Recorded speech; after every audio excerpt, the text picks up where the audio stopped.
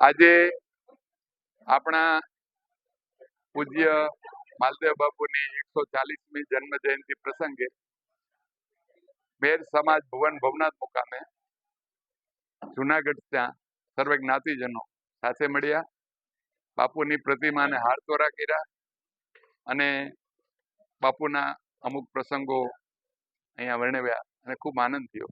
આ પ્રસંગે આપણા સમાજના જૈન ધર્મજને અનુયાયી થયા છે મુનિ મહારાજ પ્રિયદર્શન મહારાજ પણ અત્યારે આવ્યા, એમણે પણ બાપુ વિશે ઘણી માહિતી આપી. આ ઉપરાંત અહીંયા સ્થાનિક લેવલે મુરબ્બી શ્રી ક્રેશુભાઈ વડોદરા તથા ઘણા વડીલો તથા આપણા મણિમા આશ્રમના પૂજ્ય અર્જુનગીરી બાપુ અને ઘણા આ બધા પ્રતિષ્ઠિત વ્યક્તિ હાજર રહી અને બાપુની પ્રતિમાને હારતોરા ચડાવી અને આજે પ્રસંગનો ઉજવણી કરી. મહેર જ્ઞાતિના સંત શિરોમણી શ્રી માલદેવ બાપુની 140મી જન્મ જયંતિ નિમિત્તે આજરોજ ભવનાથ મેર સમાજ ખાતે ઉજવવામાં આવી હતી અને બહોળી સંખ્યામાં ખૂબ આપણા જ્ઞાતિજનો આવ્યા હતા. આ તકે શ્રી પ્રિયદર્શન મહારાજ તથા મણિમાના આશ્રમના શ્રી અર્જનગીરી મહારાજજી તથા કેશુભાઈ વડોદરા જુનાગઢથી ઘણા બધા આવી અને ઉપસ્થિત રહી અને બધા લીરબાઈ રાસ મંડળના સભ્યશ્રીઓ બધા આવ્યા હતા. તો એ બધાનો હું ભવનાથ મેર સમાજ તરફથી ખૂબ ખૂબ આભાર વ્યક્ત કરું.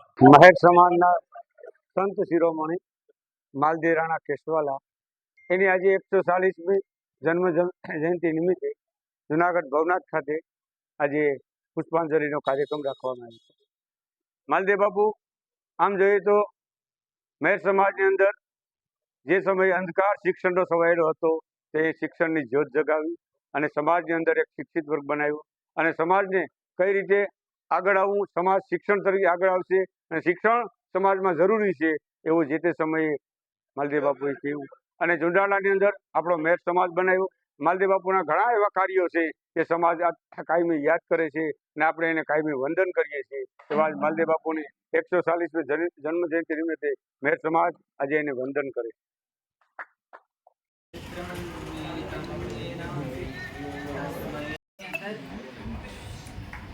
સૂક્ષ્મ દ્રષ્ટિએ જોવા માટે જઈએ તો સૂર્ય ન હોય તો આપણી સ્થિતિ શું છે? એવું બની શકાય કે સૂર્ય ન હોય તો આપણે જીવી શકીએ? પ્રકાશ જ ન હોય તો જીવાત્માનો જે વિકાસ થવો જોઈએ એ બરાબર રીતે વિકાસ ન તો અત્યારે કદાચ જોવા માટે છે તો આપણે સૂર્ય દેખાતો નથી. આ એક વાત કહેલી કે 12 વર્ષ સુધી પોતે જમીનની અંદર છુપી રીતે ગુપ્ત રીતે રહી અને જમીનમાં દટાઈને પોતે 12 વર્ષ સુધી સાધના કરી તો કઈ રીતે કરી હશે?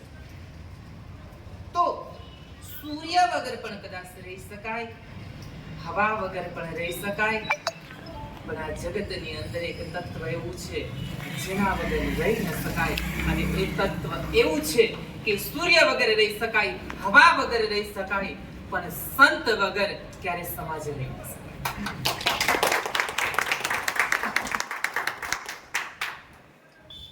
પ્રકાશ આપવાનું કામ આવા જીવોને, આવા મહેર સમાજને જો એનામાં શૂરવીરતા અને સંસ્કારોનું પ્રગટન કરનાર કોઈ હોય તો એ આપણા પૂજ્ય માલદેવ બાપુ છે, જેમણે આપણી મરી પરવાળેલી જે સંસ્કૃતિ હતી એ સંસ્કૃતિને ફરી જાગૃત કરી.